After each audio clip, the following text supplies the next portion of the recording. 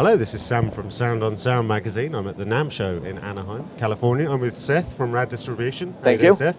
Not too bad. Excited to be at NAMM and excited, that we're all together, being able to talk about, things that we love again. We're standing in front of this rather appealing silver beast here, the Motorcity EQualiser. Absolutely. So I'm very excited about this product. I really hold it near and dear to our heart due to everything that we really put into this product. So not everybody will recognize what it's based on, but this is based on the original Motown EQ. The Motown EQ was a handmade EQ made for Motown by Motown, half a century ago. They were never really readily available for the public. In fact, they were never available, and they were one of the most highly coveted pieces of gear ever made. Only maybe 30 or so were ever made. So when one sells, it sells for $20,000, $40,000, $60,000. Now, what's important about the story about ours is actually how it came to be.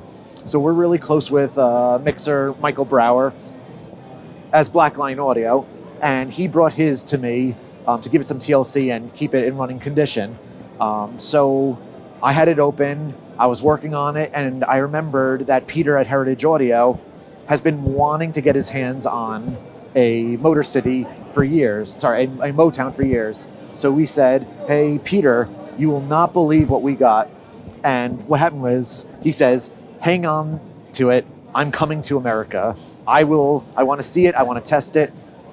Unfortunately, what happened was the pandemic happened, and it forced us into a new collaborative process that we are very proud of, where we pretty much collaborated every single day, where the hands and the eyes and the ears were in New York and the brains were in Spain, and we had 5 hours a day of going back and forth, doing measurements and doing testing and giving ideas back and forth, confirming that the science in Spain was matching with the reality in New York. And it created this incredible collaborative process where you had people, from two different hemispheres across the world working together, and it was like the first designed via Skype or Zoom. And it was when we finally had the first prototype. Michael Brower came to the office, sat down with a pair of monitors and the very first prototype of the Motorcity. And I remember I put a snare track through it, and he sat down, he was just mixing. And you could see me in the background of the video, biting my nails, worried, like going, did we just waste the last 6 months of our lives, or is this right? And we remember he just slowly turns his chair towards us and goes, you got it. And that was such a great moment. And it just told us that, how incredible our rendition of the Motown was. We put in 22 inductors, custom transformers. Every single component in it is almost custom made to match the original Motowns. Because so much of it was handmade back then, we actually had to say, instead of accepting the fact that there are readily available standard values of resistors or capacitors, we actually had custom made ones to match everything so that this one reacts to a T just like the originals do. And Heritage are beyond, proud of what we did. And Heritage really knocked it out of the park with this one. So sonically, for those of us who aren't familiar with the sound of these Sure. units, how would you describe the sound? So, the sound on it, based on what your eyes see, you would think with this many controls that it's a very surgical EQ.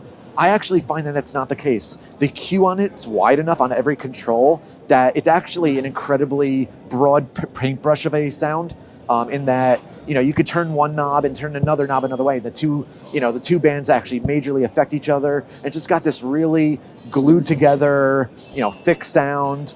But it's also got this really cool thing where no matter what you do on it, even if you do things that wouldn't normally make sense to your mind, it just always sounds good. You can boost frequencies, you can experiment, in ways that you normally wouldn't, and you can really get some sound go, wow, I didn't expect, that to sound as good, but it's really get my creative juices going, because the fact of the matter is, it's things that makes you think again about what you're doing, saying maybe I can try something that I haven't tried in the past. Wow, well that sounds like a lot of fun. Yep. So how soon is this going to be available to buy? It's already available. They're already in Europe, already in the US, and people are loving it so far. Awesome. So how much is it going to cost? $2,000. Excellent. Wow, thanks, Seth. Absolutely, thank you.